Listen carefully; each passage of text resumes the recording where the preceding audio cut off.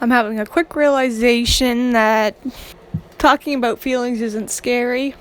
Talking about feelings in the end actually makes you feel good. Not only that it's not sitting with you anymore, not only that now you feel heard, it feels good in the sense of... So I guess it's kind of a combination of all the things, of having it all cleared up, having a feeling of being heard, having... It's all the things. And also, at the end, it feels good to have somebody that cares enough to clear the air. Yeah. Because at the end, when it was all said and done, I felt good and grateful that we did share and talk about feelings and clear the air. Not only because now the air is clear, but also I'm left with a feeling of gratitude for having somebody that is willing to do that. To just talk and clear it. Feels good. It feels valuable. It feels meaningful, fulfilling, hearty, like the of substance. Yeah. Share your feelings, folks. Talk things out in the end. Like, I've had this lifelong thing of not doing it because you're scared of whatever. But in the end, not only did you grow closer to the person that you chose to have the conversation with, because now you were both seen and heard and you know everything's good and you know what the true intentions were, and you're not left with anything sitting under the rug and question marks. But you're also grown closer to the person because you bonded over a mutual giving a fuck about the overall condition of the relationship. The relationship now means more. I now feel closer to her, to Rachel.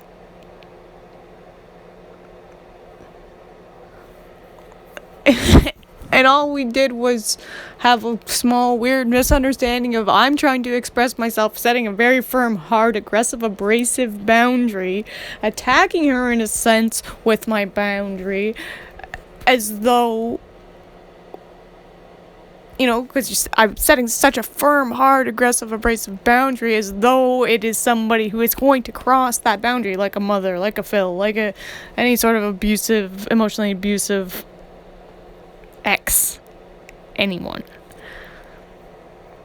You're setting it so hard and so firm and abrasive because you're setting it for them. You have to set it because of the shit that they did.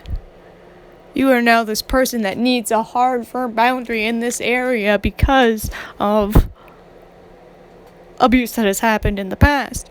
And so you're setting a hard fucking boundary because you've been abused. And you're like, fuck, anybody's gonna do this ever to me again. And the person that you're setting that boundary to was not trying to hurt you in that way. And so they're like fucking coming at them. Hey, yeah, no, not do that to me. And they're like, okay, I wasn't fucking trying to do anything that serious. Anyways, I was just, whatever it was, making a comment, having a conversation, and then you got in your feelings. And then had to set a strong, hard boundary. Yeah, so there's that. Quick realization of having clear, open, honest communication to understand one another brings you closer in the end, feels good in the end, not something to be scared of. Overall good with extra good on top, And yet something I've avoided my whole life over fear. Fear put there by the exact fucking person that you have to have this boundary for or because of. I couldn't feel. My feelings were not important. I wasn't allowed to have feelings. I was not allowed to express myself because of mother. And so I went through a whole life of not doing that, and now I'm on a healing journey of, fuck all this fucking bullshit and trauma and fucking baggage that I've been dealing with, of feeling like I am not, my feelings, myself is not important. And on this healing journey, you're like, alright, then fuck all of that and fuck anything that looks like it. Meanwhile, it's only has to be there because of a little belief that somebody else put there, and it's the same person that you have to have the boundary for. Because of.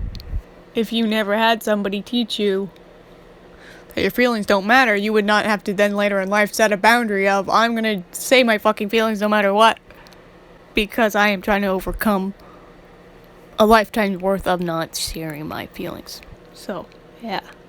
You don't have to attack people with your boundaries. And the thing is, it wasn't in that big of a thing. And that's the thing about having a relationship with women. Why it kind of takes doing it with a woman, because you're both at the equal level of sensitivities, right? Where it was just this sort of tiny thing where I'm like, okay, I'm only expressing myself. I'm only telling you how I feel. And the thing was, she wasn't trying to make me feel that way. And she also wasn't trying to stop me from expressing myself. But it's just the shit from your life and past. It makes you have to do these things, but you can learn to do them with more ease and grace as time goes on. So you don't have to come at situations like that with, ain't nobody can tell me not to talk, because the person's like, I'm not fucking trying to make you not talk. That's just your fucking past talking through your boundary. So your boundary can be more softly executed. But sometimes it has to be a firm boundary. That's where your discernment has to come in with who you're dealing with, right? It's just somebody that is not trying to push your boundary. You can say, okay, this is just my boundary and I'm feeling this, so I feel the need to say this. Instead of so abrasively coming at somebody with, I feel, not even saying I feel, just saying, so not even the feelings behind the situation, just the situation. Because that's what I was saying. I was saying, I am not settled, I am just expressing myself. But it all started with, why do you feel the need to express yourself within that? She was like, because she was just saying, I felt the need I had to express, I just don't like it when people make it seem like I don't know what I'm talking about, when that's not how she was trying to make me feel out. So, alright, long story short is this. When setting a boundary,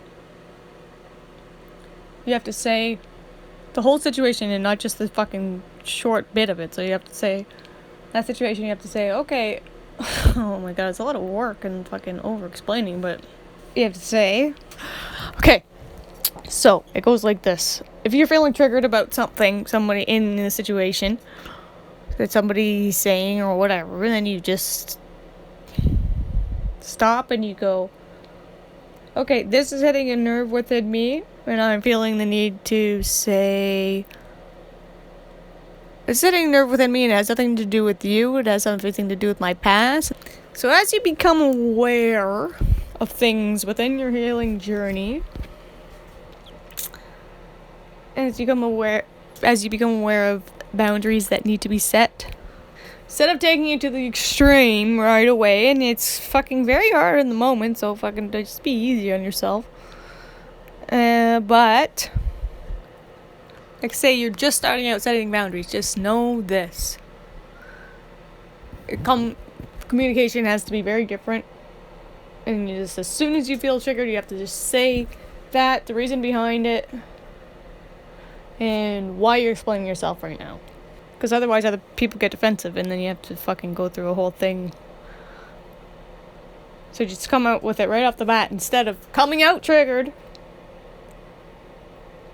and then and then further having to set boundaries about why you're triggered and why you have to explain yourself now and Just come out with it at the beginning. Be like, okay, this is hitting a nerve within me, and so I feel the need that I have to explain that I know what I'm talking about. And they're like, okay. I didn't mean to make it seem like that. You're like, oh, I know you didn't just something within me. So it settles right then and there instead of this fucking long drawn out thing. And yes, I'm grateful for it. And yes, it's a process.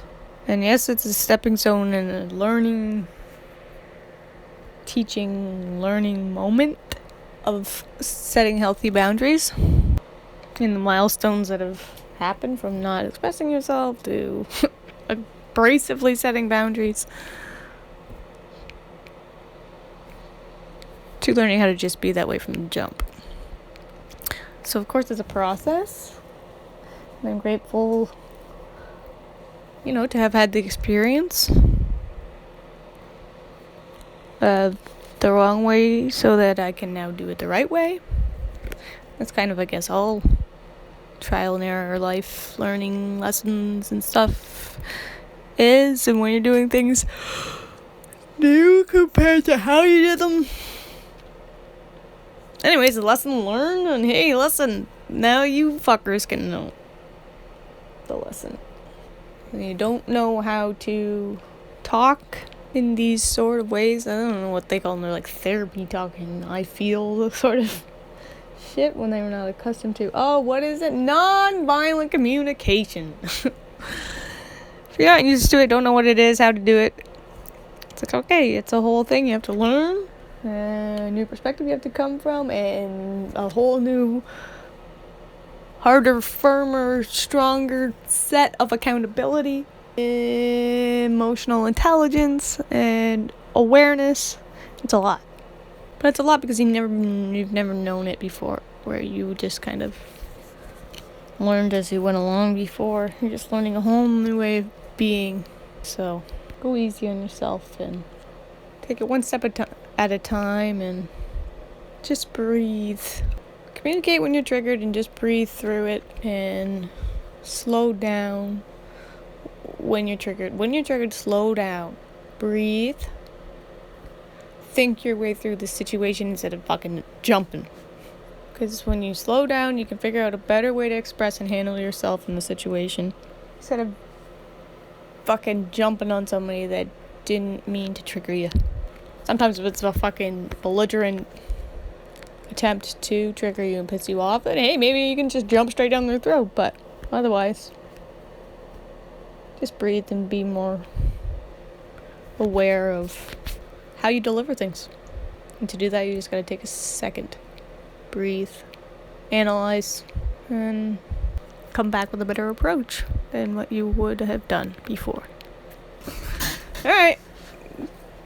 Later.